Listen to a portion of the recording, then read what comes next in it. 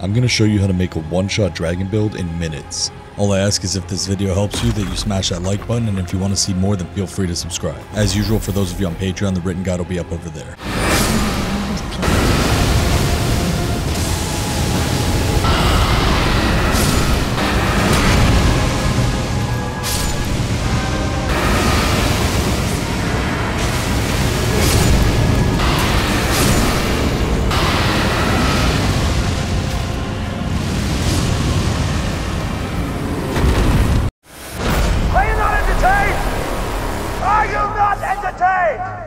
So I started a bandit, but you'll be just as efficient if you were to run a prophet by the time you get endgame. Now for this early game guide, it's very important that you choose the Stone Sword Key keepsake, and we're actually going to be using this before we even step foot in Limgrave. We can use that Stone Sword Key to immediately access the Fringe Folk Hero's Grave. Now typically this is a harder and more late game area, but I'm going to show you how to easily do it right away. So we're going to jump straight down in the poison, and then we're going to run as fast as we can up and to the right around the corner back to the shore. If you do it this way, you'll make it out in plenty of time to not be poisoned. I chose to unequip the bow and the chest armor so that I could go from a medium to a light roll. And then you want to pick up these poison bone darts. It's not something that's like extremely necessary, but it'll make things a little bit easier later on. I went ahead and equipped them right now before the chariot got back, since we have to wait for that thing anyways. Now as soon as this chariot turns around, we need to be sprinting right behind it. It's very important that you take off right behind it or you're not going to make it in time. You're just going to follow my path here and duck off into this alcove on the right. And then we actually need to wait for the chariot to come back down, so we're just going to go back and forth here dodging these arrows. If you do this the way I do, there won't be any real serious threats the whole way through here. Now as soon as you see the chariot pass by, you need to run down to the next alcove and immediately go right and jump down. And then you're going to keep running downhill from here. It's important to do it this way so the chariot goes back uphill. And this will buy you a ton of time, as you can see, before it starts coming after you down this way. So you follow my path until you see these enemies, and you should see the chariot behind you. You're just going to run up and duck into the alcove and let the chariot kill those enemies. And this is where those poison bone darts come in handy to safely bait out this banished knight from a distance. And once he starts chasing you out, we're going to lead him down this ramp a little bit.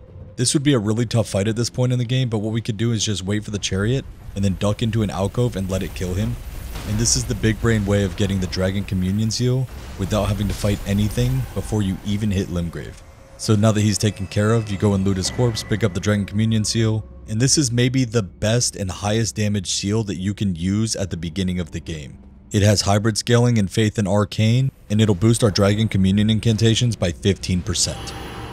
Now once we get into Limgrave, we're going to head straight to the Church of Elleh, but we want to pick up the Golden Rune 2 right out front before going inside. And then we're going to immediately consume it to get 400 runes. Then you're going to speak to Kale and buy a torch for 200 runes. This is very important, don't skip this step, you'll see why here in a minute. Then as always, you're going to go to Gatefront and you're going to get the Spectral Steed Whistle so you get access to Torrent, which makes moving around a lot faster. And then before you leave Gatefront, don't forget to head downstairs and grab the Whetstone Knife. And if you're newer to the game and you think you want to use some spirit summons, then head back to the Church of Elleh and get the Spirit Calling Bell and the Lone Wolf Ashes from Rena. Then go back to the first step site of Grace and you're going to jump off the cliff on the Spirit Spring there and head down to the beach to grab a Gold Pickle Foulfoot, and this will increase the runes you get by 30% for 3 minutes. Now go back to Gatefront and work your way down to this spot on the map just across the bridge, and here you can pick up a second Gold Pickle Foulfoot. We actually need both of these on this run, and you'll see why here in a minute. We're going to ride over to the third Church of Marika. Be sure to grab this Site of Grace when you get in there because we're going to be coming back here later. Also, every time you're in one of these churches, don't forget to pick up the Sacred Tears. And in this specific church, you want to pick up your Flask of Wondrous Physic. And once you've picked up both of those items, you're going to go to a pond just behind the church and use the Waygate back there. As you saw on the map animation, this Waygate is going to teleport you all the way to the northeast part of Caelid. And for those of you that don't know, there's a Site of Grace just inside of here as well you can grab. We're going to take the path south across the bridge, jump up the Spirit Spring behind the Minor Erd Tree, and going straight to Fort Ferrith.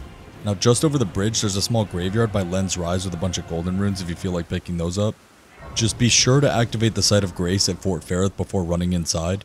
Now you don't have to fight anything in here, you can actually run past all the enemies and climb up the ladder and grab the right half of the Dectus Medallion.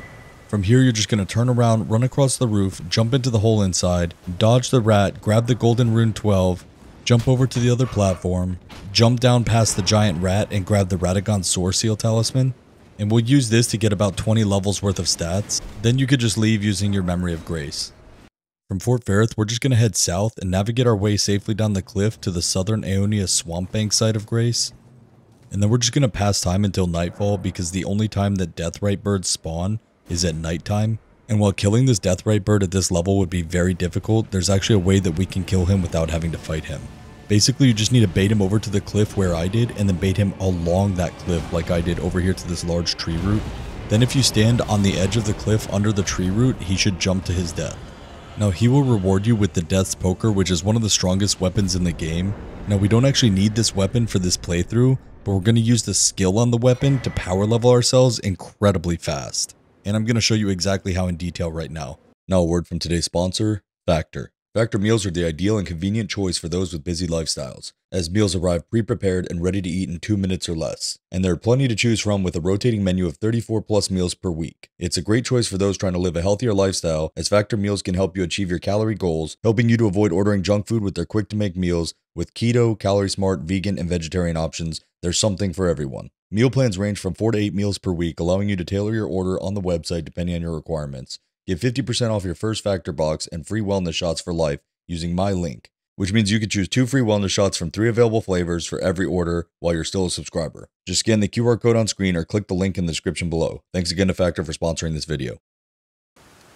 But first you need to get enough stats to use the weapon, and with that Radagon Sword Seal boosting our strength and dexterity, all you need is 10 strength, 12 dexterity, and 11 intelligence. Next you need to make sure you allocate at least 3 flasks of Cerulean Tears, and then be sure that you have your Radagon Sword Seal equipped.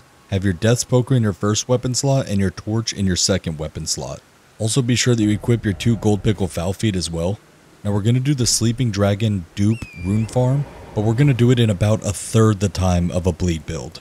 Let me walk you through the rotation here. So you want to use your first Gold Pickle Foul Foot on your way down. Then you're going to use the Ghost Flame Ignition skill with an L2 followed by an R1. Immediately switch weapons and use the Torch to reset the Frost buildup. If you do it right, you'll notice that you do 9,000 damage every rotation. So after 3 rotations, you're going to want to stop and use a flask of Cerulean Tears. And remember, a rotation is a Ghost Flame Ignition, a weapon swap, and a Torch hit. And then you need to just count the rotations out to yourself, and every 3 rotations make sure that you're drinking a flask of Cerulean Tears. And you can see here we're on our 6th rotation because each time we do 9,000 damage, we're at 54,000 damage. So after your 6th rotation and your flask of Cerulean Tears, you're going to do exactly 3 more rotations, so 9 total rotations. And then you actually don't need to use your 3rd flask of Cerulean Tears. You can just do a L2 and you don't have to follow up with the R1. The L2 alone will be enough to proc the Frost, but you need to immediately get on your horse and start riding back up to the site of grace, because if you're not very fast here, the dragon will die and be gone forever. But if you do it correctly, when you stand back up, the dragon will still be there and you'll get 65,000 runes. Then you need to hurry up and go down and do the exact same process while you still have your Gold Pickle Foul Foot. So 9 total full rotations with a flask after 3 and 6. And then on the 10th rotation, you only have to do an L2 and immediately get on your horse. And if you do it this way, you'll get back before the Gold Pickle Foul Foot falls off and you'll get another 65,000 runes. So at this point, you're going to use your second Gold Pickle Foul Foot, and you're going to kill the dragon 2 more times the exact same way as you did before. The Gold Pickle Foul Foot should give you plenty of time to get 2 full kills so that you're getting 65,000 runes instead of 50,000 runes. And you should be doing 4 full kills in just about 5 minutes. So with the Gold Pickle Foul Foot, you get 260,000 runes in that time instead of 200,000, which is more than a free extra dragon kill. So now you're sitting at 272,000 runes and you've barely got 30 minutes into the game. Getting this many runes in a 5-minute window this early in the game is not only unheard of, it's just preposterous. Now even though we're out of Gold Pickle Foul Feet, we're going to take 2.5 minutes to go ahead and do this 2 more times, which will give us another 100,000 runes and put us at 372,000 runes. We're doing this to hit some soft caps on our damage stats, but you can feel free to farm this as long as you want, get some vigor, mind, whatever. Just be sure for the sake of this guide that you hit 23 Faith and 45 Arcane. With these stats on the Dragon Communion Seal, we're going to one-shot every boss that we come across in this guide. Ride north from the Southern Ionia Swamp Bank site of Grace and grab the Somber Smithing Stone 4. It's just ground loot and you should be able to get it and get away in plenty of time before the Clean Rot Knight spawns in. Now from the Somber Smithing Stone 4, if you ride north and then west and then north again, you'll see a valley on the northern edge of the swamp. Now if you ride all the way to the back of that valley, you're going to see a Somber Smithing Stone 5 on the ground. Even if you're new to the game, don't worry, this enemy poses you no threat when you pick this up. Now from Fort Ferrith, if you head west to this tower on the map here, you're going to find a scarab on a tree root that you want to hit and scare off in the direction of the cliff. And then once it reaches the cliff, you're just going to hit it so it falls off, and it'll reward you with the Somber Smithing Stone 8. And then in the exact same location, if you ride down around to the base of that tower, you're going to find a Somber Smithing Stone 9. So then from the Fort Ferrith side of Grace, you're going to backtrack all the way over to Len's Rise. Just use the Spirit Spring to jump up to the top of the rise and then take the stairs up the rest of the way. The Memory Stone up here will give you one additional spell slot, which will be very convenient. And then I highly recommend going to the Round Table and buying a Memory Stone there as well. Now from the third church side of Grace, you're going to head south to Fort Height. You can feel free to just run past everything and climb up the ladder, or if you want to, you can use your Death Poker to kill the knight. Really, we're just here for the left half to the Dectus Medallion, so we can go to Altus in a minute. From the first step side of Grace, if you loop down around to the Weeping Peninsula, you can grab the Faith Knot Crystal tier. This will boost your faith by 10 for 3 minutes. We're going to need this later. From here, we're going to head all the way down to the southern tip of the Weeping Peninsula to the Tower of Return. Just climb the ladders to the very top of the tower and open the chest up there. The chest is actually a transporter trap, and it's going to teleport you to a place called the Divine Bridge, which is part of the Royal Capital. So the Divine Bridge is in the Royal Capital, but you can't actually access the Royal Capital from the Divine Bridge. But it gives us access to the Royal Capital via something called a Wrong Warp. Now, it's not going to let you travel anywhere until you rest at the site of Grace, so do that first. And then this is pretty straightforward. It's just the timing that can be a little bit tricky. So you're going to open up your map and travel to the Table of Lost Grace. But then you need to time it to where you're exiting out of the application the second that the bar is about to fill on the bottom right hand part of your screen. If you do it correct, when you load back in the game, you're going to be here, which is just before the East Capital Rampart site of Grace. And this gives you full access to the capital without having to kill the Draconic Tree Sentinel, and without having to acquire 2 Great Runes. Now, if you're still at the Divine Bridge, that means you're closing out of the game too early, and if you're at the Round Table, you're closing out of the game a little bit too late. Now, the most important thing you can do when you get here is immediately go and grab the East Capital Rampart site of Grace. Otherwise, if your game crashes or you die, you're going to be furious. Now, you actually don't have to fight anything at all if you just take this path that I take along the rooftops over to the Avenue Balcony side of Grace. And I highly recommend that you activate this side of Grace as well. From here, we actually need to get down to the sewers, which is pretty easy if you follow the path that I take here. And just remember to have your torch equipped because it gets pretty dark down here, especially where these rats are. And then of all the sites of Grace that I've mentioned as being important, this is the most important site of Grace. Do not go forward without grabbing this. Now, the first thing we're going to do from this site of Grace is run over and jump down. We're actually going to get a Somber Smithing Stone 7.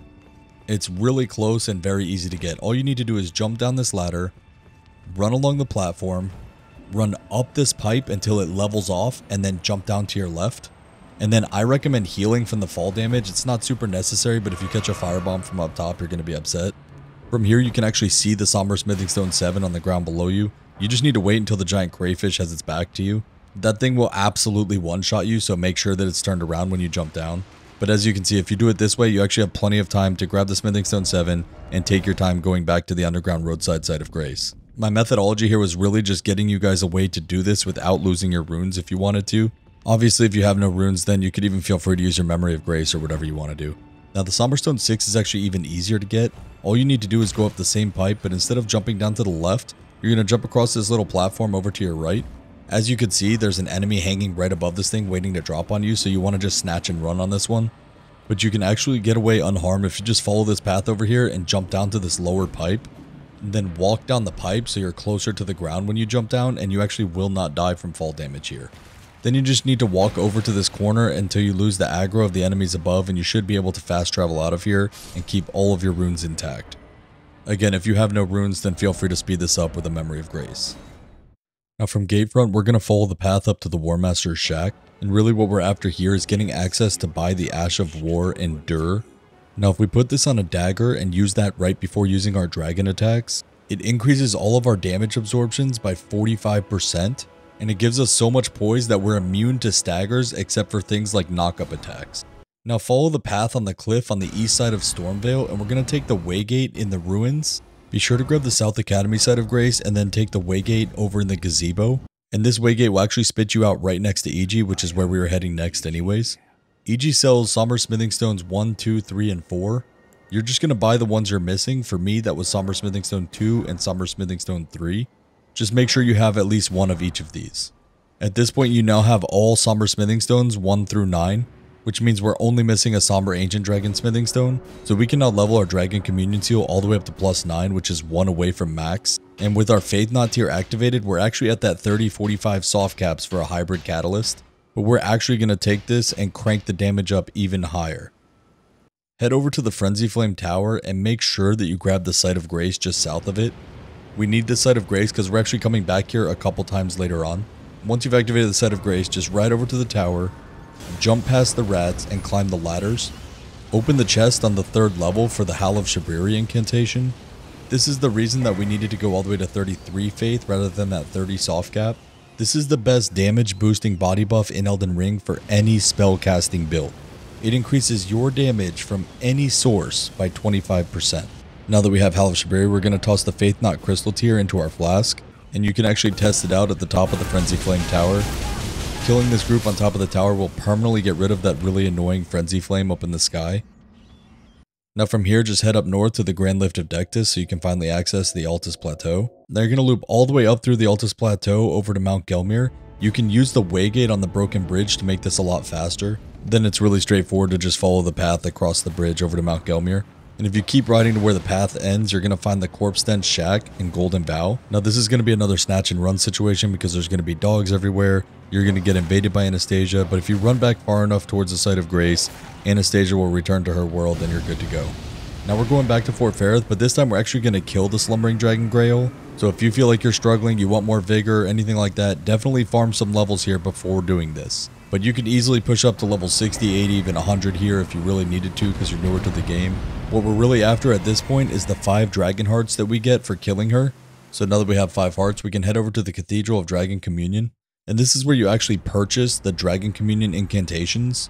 And the one we're after initially is called Dragon Maw. It does standard physical damage, but it does a ton of damage as you're going to see here in a second. Now back at the Frenzy Flame Tower, you're going to follow this path until you see a Scarab. You should be able to kill the Scarab in one attack with your Dragon Maw. This will give you the Frenzy Burst incantation, which basically replaces any sort of long range spell or arrows. And I would consider this basically like the sniper rifle of spells. Now back from the first steps, you're going to head north along the coast into the Limgrave Tunnels. And we're here to collect an item, but we get to one-shot our first boss down here as well. So for the remainder of this guide, your buff routine is always going to be your Flask of Wonders Physic, Golden Vow, and then Howl of Shabriri. Those 3 buffs are all you're going to need to one-shot everything that you come across in this guide.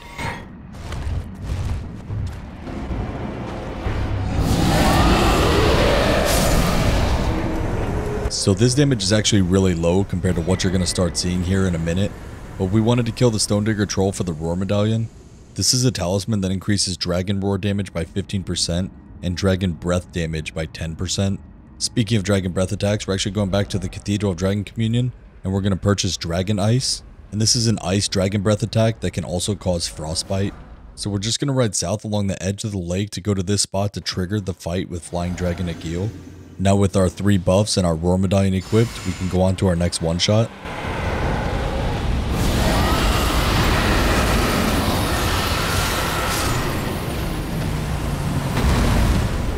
Now it should be noted that if you're holding onto your Dragon Hearts for some reason and you don't want to buy Dragon Ice, you can make very quick work of this fight with Dragon Maw as well. Now killing Flying Dragon Egil actually unlocks Egil's Flame. This is basically an upgraded higher damage version of Dragonfire. You should still have 4 Dragon Hearts at this point, so you're going to spend 2 to buy this. Now go back to the 3rd church and use the Spirit Springs to jump up to the Smoldering Church. I recommend hugging the cliffs on the left side of the church on your way into the Grace. This will allow you to grab the Site of Grace before triggering the invasion out in front of the church. And this is just really useful in case for some reason you died. But if you use your 3 buffs, this is a really easy fight with Dragon Maw. Now from the front of the church, you're just going to ride northeast to the Erdtree Avatar boss. You can easily kill all the enemies along the way with Frenzied Burst. You can use this spell from horseback. It has incredible range and incredible damage, so you'll never be in harm's way on the way down.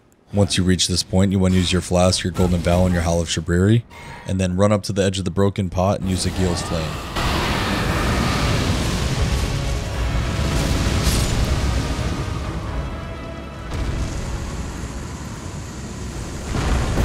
As you can see, this is a very simple fight, and you're going to be rewarded with the Flame Shrouding Crack tier. And this crystal tier is going to boost all of your fire damage by 20% for 3 minutes. So the next chance you get, be sure to throw this in your flask with your face not crystal tier. Now that we've got some crystal tiers and talismans in the mix, we're ready to go one-shot our first real boss, Margit. So once again, before the fight, all you need is your flask, Golden Vow, and Howl of Shabriri. Be sure to have your Rhoradine equipped for that extra 10% damage and send it.